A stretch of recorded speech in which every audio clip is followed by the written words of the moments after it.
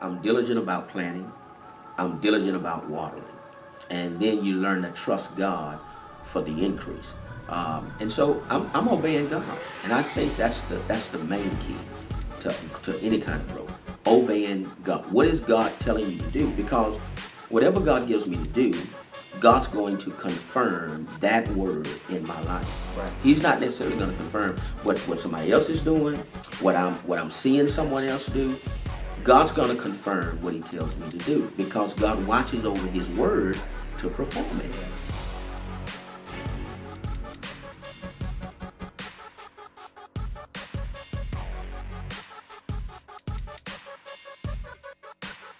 This man have a very, very strong approach. He's a professional, and I'm telling you, he know all about ethics, yes, courtesy.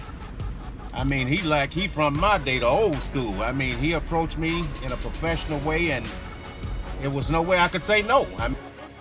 Let me go back to this issue of Fortune 500 CEOs.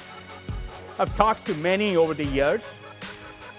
If a New York Times writer writes an article, they want to change their strategy, they want to respond.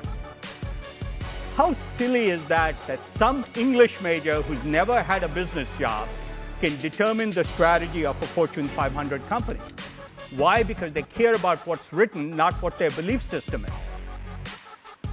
Do you know what Elon Musk would say to that writer? Go get a real job. What's going on, my sister?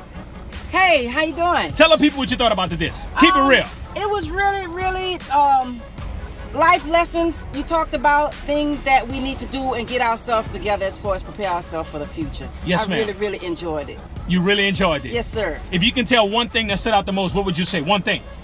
Educate yourself. Wow. Stop smoking weed and read. Stop smoking weed and read, brothers.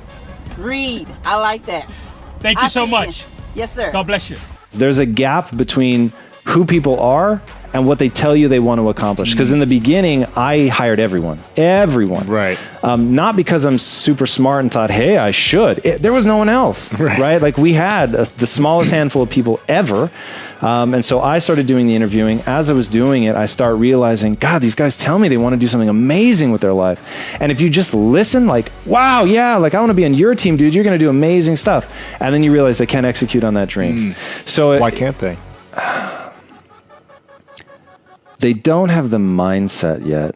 Now, you told me you lost your hustle. Oh, yeah. You listened to the disc, and it resurrected the fire. Tell us about that. My husband and I are gospel rap artists. So okay. back in the day before I had kids, I always got out and hustle with them.